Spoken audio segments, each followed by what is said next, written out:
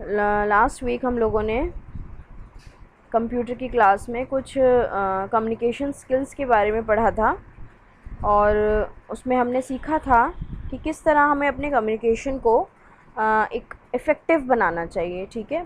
और आपको याद होगा मैंने आपसे बोला था कि हमें कुछ 7C इफ़ेक्टिव कम्युनिकेशन के लिए 7C जो है हमें याद रखने हैं। तो वही 7C आज मैं आपको बता रही हूँ कि क्या क्या होने चाहिए, कौन कौन से 7C होने चाहिए। पहला होना चाहिए क्लियर।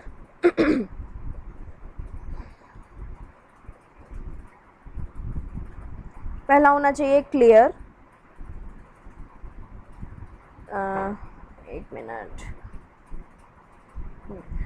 क्लियर का मतलब कि हम जो भी मैसेज देंगे, हम जो भी मैसेज कन्वे करेंगे उसमें कॉम्प्लेक्स वर्ड्स नहीं होने चाहिए। यानी कि मैसेज जो भी होगा वो टू द पॉइंट होगा और बिल्कुल क्लियर होगा, उसमें कुछ भी ऐड नहीं करेंगे अपनी तरफ से, कोई भी कॉम्प्लेक्स यानी कि कोई भी टिपिकल वर्ड्स ऐसे यूज़ नहीं करेंगे जिससे कि रिसीवर को समझने में, मैसेज को, या रिसीवर में जो ग्रुप ऑफ पीपल्स हैं उनमें से किसी को भी समझने में कोई भी प्रॉब्लम हो। तो अपना मैसेज जो है उसके वर्ड्स बिल्कुल क्लियर रखेंगे, ठीक।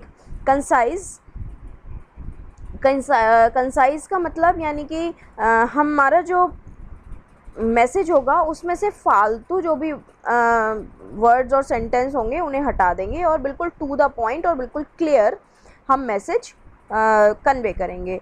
Concrete, be specific not vague, use facts and figures to support your message. अपने मैसेज को सपोर्ट करने के लिए हम सिर्फ जो फैक्ट्स होंगे, जो मैसेज में फिगर्स होंगी, जो भी इम्पॉर्टेंट चीज़ें होंगी सिर्फ वही देंगे, फालतू कुछ भी नहीं देंगे।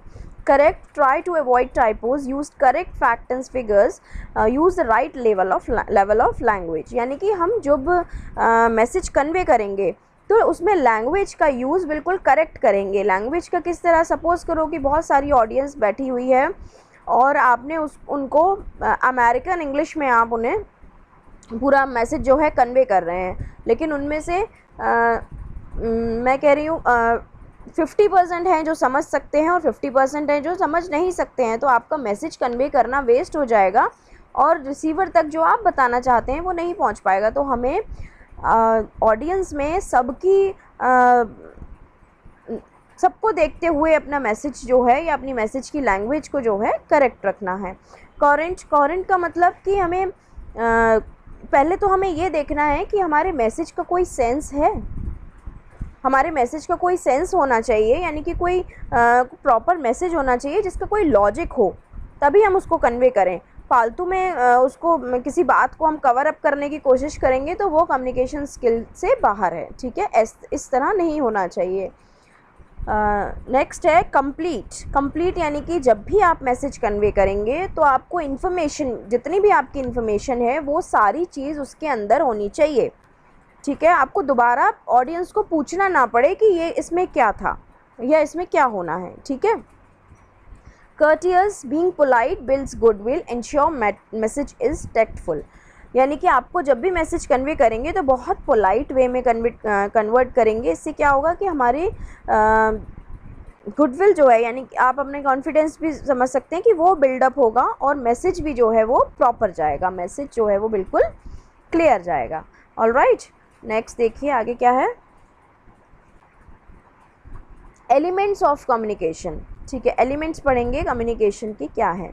Communication is a two way process. मैंने पहले भी बताया था कम्युनिकेशन जो है वो कैसा प्रोसेस होता है, टू वे क्यों बोलते हैं, क्योंकि इसमें सेंडर भी होता है और रिसीवर भी होता है। अगर सपोज़ करो मैं कहूँ कि सिर्फ सेंडर ही सेंडर है, रिसीवर नहीं है, तो मैसेज वेस्ट, ठीक है। जब कोई सुनने वाला ही नहीं है तो हम किसको मैसेज दे रहे हैं। रिसीवर ही रिसीवर होगा तो भी मैसेज वेस्ट, कि जब कोई मैसेज ही नहीं है तो रिसीवर रिसीव क्या करेगा, ठीक है। तो इसमें सेंडर और रिसीवर दोनों की ज़रूरत होती है, इसलिए communication is a two way process, इसलिए कम्युनिकेशन को टू वे प्रोसेस कहते हैं। The elements of communication at every stage of the communication process consist of the sender, encoding, the channel, decoding, the receiver, feedback and the contest. ये elements हैं। कौन कौन से communication skills के लिए ये सारे एलिमेंट्स हैं, देखिए। Sender, encoding, channel, decoding, receiver, feedback and contest. ठीक है, ये आपको याद कर लेने हैं। कितने हैं? Sender, encoding, channel, decoding, receiver, feedback and contest. ये 7 एलिमेंट्स हैं हमारे कम्युनिकेशन स्किल्स के या कम्युनिकेशन के लिए, तो आपको जो है याद रखने हैं। For effective communication and without miss interpretation. Miss interpretation होता है बिना किसी इंटरप्रिटेशन के, मैं कहूँ कि बिना किसी डिस्टर्बेंस के, बिना किसी इंटरफेरेंस के, बिना किसी डिस्टर्बेंस के हमारा जो कम्युनिकेशन है, हम जो भी मैसेज कन्वे कर रहे हैं या रिसीवर जो भी रिसीव कर रहा है, वो बिल्कुल प्रॉपर होना चाहिए। ठीक है, तो the goal should be minimize and the frequency of problems at each stage of the process with clear, concise, accurate, well planned and communications. कुछ प्रॉब्लम्स भी हो सकती हैं, लेकिन हमें उनको हम हर स्टेज पे, ये जो स्टेज हैं, पहले सेंडर होता है तो वो मैसेज सेंड करता है, फिर वो इनकोड होता है, फिर मीडियम के थ्रू रिसीवर के डिकोड होता है और रिसीवर की लैंग्वेज में रिसीवर के पास पहुंचता है, फिर रिसीवर उसका फीडबैक देता है और फिर इस तरह एक मैसेज तैयार होता है। तो ये सारी हर स्टेज पे कोई ना कोई छोटी मोटी डिस्टर्बेंस, कभी हम समझो सपोज़ कि हम टेलीफोन पे या ऑनलाइन बात कर रहे हैं, तो उसमें नेटवर्क प्रॉब्लम्स भी हो सकती हैं। तो इस तरह से हमें सारी चीज़ के लिए हमें तैयार रहना होगा। ठीक, नेक्स्ट ये देखो, ये है इसका डायग्राम जो आप सब लोगों को अपने नोटबुक में बनाना है। ठीक है, ये है डायग्राम कम्युनिकेशन प्रोसेस का, जो कि हमें आपको अपनी उसमें बनाना है। मैं इसकी पिक आपको सेंड कर दूंगी।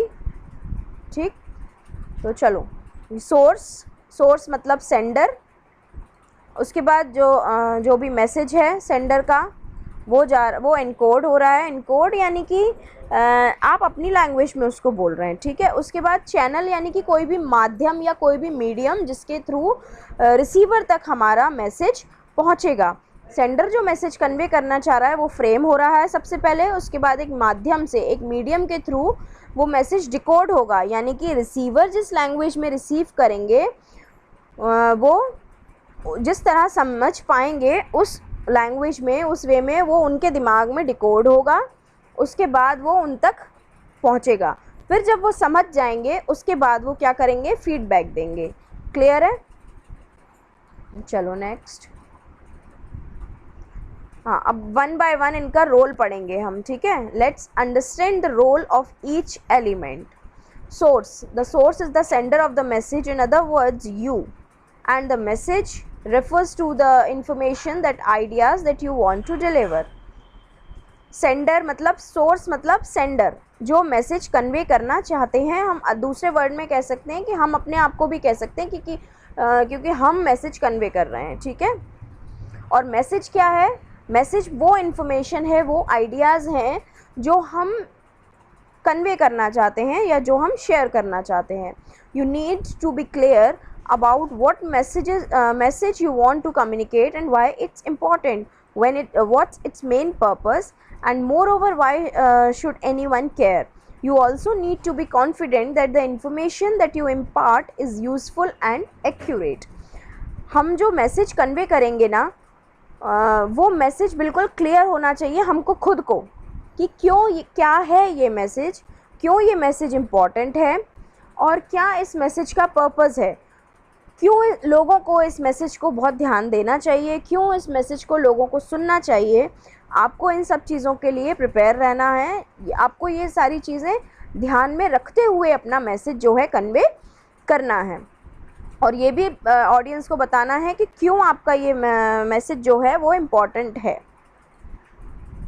एनकोडिंग वो स्टेज है, रिसीवर जैसे ही सेंड कर देता है, कन्वे जब कर देता है, तो वो एक जब रिसीवर तक एक हमारा जो मैसेज है, हम जो वो बोल रहे हैं वो एक एनकोड में बोल रहे हैं, यानी कि कोई कोडिंग है उसकी, या कोई जब भी आप उसको एनकोड करेंगे, जिस इतना इजी और इतना सिंपल और इतना क्लियर वर्ड्स में करेंगे कि रिसीवर को कोई भी कन्फ्यूजन ना हो और वो ईज़िली वो मैसेज डिकोड हो जाए, यानी कि जो भी आप भाषा बोल रहे हैं वो ईज़िली रिसीवर को समझ आ जाए। ठीक, अ की part of being a successful encoder is knowing your audience, यानी कि एनकोडिंग जो है वो तभी सक्सेसफुल होगी जब आपकी ऑडियंस जो है उसको ईज़िली या अच्छे से डिकोड कर पाएगी या उसको समझ पाएगी, ये तभी सक्सेसफुल हो पाएगी। अगर सपोज़ करो आपने कुछ टिपिकल वर्ड्स या टिपिकली कुछ बोल दिया और ये अच्छे से इनकोड नहीं हो पाया, अच्छे से वर्ड्स में नहीं हो पाया और रिसीवर तक पहुंचने तक इसके जो वर्ड्स हैं वो क्लियर नहीं हो पाए, तो ये फॉलिंग फ्लैट, यानी कि मैसेज जो है वो बिल्कुल फ्लैट चला जाएगा, कुछ भी किसी को समझ नहीं आएगा और लोग इसको इग्नोर भी कर देंगे। ठीक, ऑडियंस इसको इग्नोर भी कर देगी। उसके बाद है कम्युनिकेशन चैनल। चैनल से मतलब है मीडियम। मीडियम मतलब हो गया माध्यम कि किस माध्यम से हम लोगों तक अपना जो मैसेज है वो कन्वे कर रहे हैं। लाइक मेरा मैसेज है, मैं एक एग्जांपल दे रही हूँ, मैं आपको ये चैप्टर समझाना चाहती हूँ, ठीक है। ऑनलाइन सब लाइव क्लास में सारे लोग एक साथ नहीं आते हैं, तो इसलिए मैंने ये लाइव क्लास भी क्या थी, हमारी एक चैनल था कि मैं लाइव आपको अपनी जो इन्फॉर्मेशन थी या ये चैप्टर था वो समझाना चाह रही थी, लेकिन वो सक्सेस नहीं हुआ क्योंकि वहाँ पे रिसीवर्स नहीं थे, ठीक है। इसीलिए मैंने ये चेंज कर दिया अपना चैनल। अब क्या कर दिया, अब मैंने वीडियो तैयार कर ली जो मैं आपके साथ शेयर करूँगी, जो आप जब भी फ्री होंगे आप उसको देख सकते हैं, ठीक है। तो हमें जो चैनल चूज़ करना है वो बहुत केयरफुली चूज़ करना है, जिससे कि हमारा जो मैसेज है, हमारी जो इन्फॉर्मेशन है वो रिसीवर्स तक क्लियरली पहुँचे, या बिल्कुल वो जैसे अब वीडियो मैंने आपको भेजी तो आप उसको रिपीट करके भी देख सकते हैं अगर कहीं प्रॉब्लम होगी तो, है ना। तो सेम हमें यही देना है। कोई फ़ोटो भी हो सकता है, आप ये देख रहे हैं यहाँ पे कोई message, email, letter, report, video, photos, chart, graph, कुछ भी हो सकता है मीडियम, बस हमें अपनी इन्फॉर्मेशन, अपना मैसेज कन्वे करना है, ठीक। नेक्स्ट है डिकोडिंग। डिकोडिंग तभी सक्सेसफुल होती है जब एनकोडिंग सक्सेसफुल होती है, यानी कि हम जो भी अपना मैसेज दे रहे हैं वो अगर अच्छे से फ्रेम होगा तभी रिसीवर उसको अच्छे से डिकोड कर पाएगा, यानी कि तभी वो अपनी भाषा में उसको समझ पाएगा। सपोज़ करो कि मैं आपको इंग्लिश में पढ़ा रही हूँ और मैंने अगर सिंपल इंग्लिश बोली या मैंने अगर टिपिकल इंग्लिश बोली तो आपको वो समझ नहीं आएगी क्योंकि आप बहुत अच्छे नहीं हैं इंग्लिश में। अगर इसीलिए मैं यहाँ पे हिंदी में आपको समझा रही हूँ क्योंकि आप हिंदी बहुत अच्छे से समझते हैं, ठीक है। इसीलिए मैंने हिंदी वाले वर्ड्स या हिंदी वाला अपने जो वर्ड्स हैं वो हिंदी में इनकोड किए हैं, जिससे कि वो डिकोड भी अच्छे से हो पाएँ और अच्छे से आप लोग उसे सुन पाएँ या केयरफुली आप उसे रीड कर पाएँ या समझ पाएँ, ठीक है। अब अगर कम्युनिकेशन प्रोसेस में यहाँ पे ये डिकोडिंग ख़राब हो जाएगा ना, तो कम्युनिकेशन सक्सेसफुल नहीं होगा। और ये तभी ख़राब होगा जब आपका इनकोडिंग ख़राब होगा, ठीक है। यानी कि आपके जो वर्ड्स हैं अगर वो अच्छे से लैंग्वेज में फ्रेम नहीं होंगे तो रिसीवर भी उसको अच्छे से डिकोड नहीं कर पाएंगे, यानी कि वो खुद ध्यान से ना सुन पाएंगे ना ठीक से समझ पाएंगे। क्लियर। नेक्स्ट है रिसीवर। अब रिसीवर तो जो है वो मेन पार्ट है। रिसीवर हम ऑडियंस को भी बोल रहे हैं, या रिसीवर सिंगल पर्सन भी हो सकता है और ज़्यादा पर्सन भी हो सकते हैं, ग्रुप ऑफ पीपल भी हो सकता है। तो आपको ये ध्यान रखना है कि जब भी आप अपना मैसेज कन्वे करेंगे तो आपको जितने भी मेंबर्स हैं आपके रिसीवर जो भी हैं सबको ध्यान में रखते हुए अपना मैसेज जो है कन्वे करना है कि हर ऑडियंस में हर इंडिविजुअल को, ईच पर्सन, यानी कि सबको ये मैसेज जो है इजीली कन्वे हो जाए और आप जो कम्युनिकेट करना चाहते हैं, जो आइडिया उनको देना चाहते हैं, जो आइडिया फीलिंग्स उनके साथ शेयर करना चाहते हैं, वो अच्छे से समझ पाएँ, तभी वो रिस्पॉन्स कर पाएंगे। तो ये यहाँ पे रिसीवर को अच्छा बनाने वाली जॉब जो है सेंडर की होती है। अगर सेंडर अच्छे से अपना मैसेज फ्रेम कर पाएंगे तो रिसीवर भी उसको अच्छे से रिसीव कर पाएंगे और तभी वो फीडबैक भी दे पाएंगे। अब देखिए फीडबैक क्या होता है। फीडबैक वो होता है जो कि ऑडियंस ने मैसेज लिया होता है और उसके बाद उनका रिएक्शन होता है, ठीक। अब जैसे मैं आपसे पूछूं कि आपको समझ आया, क्या आपको समझ आया, लेकिन आप तो कुछ बोल ही नहीं रहे हैं, तो ये यहाँ पे फिर मिसअंडरस्टैंडिंग भी हो जाती है और प्रॉपर कम्युनिकेशन हम इसको नहीं बोलेंगे। और आप जैसे ही मेरे को रिप्लाई करेंगे कि यस मैम हमें क्लियर है, वी अंडरस्टैंड, ठीक है, तो हमारा जो कम्युनिकेशन है वो बिल्कुल, यानी कि मैं जो सेंडर थी मेरी तरफ से ही होगा ये चीज़ें, ठीक है। लेकिन रिसीवर को भी थोड़ा सा एक्टिव तो रहना पड़ेगा कि जो भी सेंडर हमें दे रहा है वो हम अपने फ्रेंड को कॉल करते हैं फ़ोन पे तो अगर वहाँ पे नेटवर्क प्रॉब्लम हो जाती है तो उसकी बातें हम तक ठीक नहीं पहुँचेंगी, तो वही होंगे बैरियर्स या मिसअंडरस्टैंडिंग। अब अगर हम अपना फ्रेम अच्छे से मैसेज करके भेजेंगे, या जिस फ्रेंड ने आपको मैसेज कॉल किया है वो अच्छे से अगर अपनी बात शेयर कर पाएगा, तो आप अच्छे से उसको सुन भी पाएंगे ना, और उसका फीडबैक भी तुरंत दे पाएंगे। तो यही है कि कम्युनिकेशन को अच्छा बनाने के लिए ये सब चीज़ों का, ये सारे एलिमेंट्स हमें ध्यान में रखने पड़ते हैं।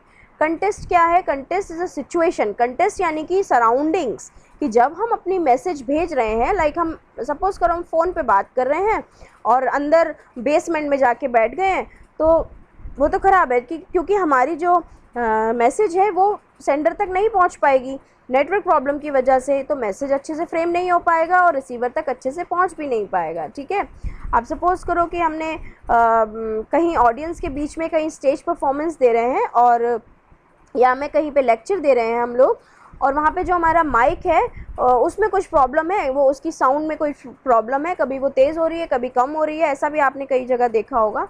तो हमें ये जो है ध्यान में रखना है कि ये सब ना हो। हमारा जो कंटेस्ट है, यानी कि हमारी जो सेटिंग है, जो सिचुएशन है, वो मैसेज डिलीवर करने के लिए बहुत इंपॉर्टेंट है कि हमारी किस तरह से सराउंडिंग है। ठीक है, तो ये थे 7 कंटेस्ट जो आपको याद रखने हैं और समझने हैं। ठीक है, इसकी की पॉइंट्स क्या क्या हैं? ये 2 की पॉइंट्स हैं, ये समझ लीजिए। The ability to communicate clearly and effectively has become an increasingly sought after skill in the work place.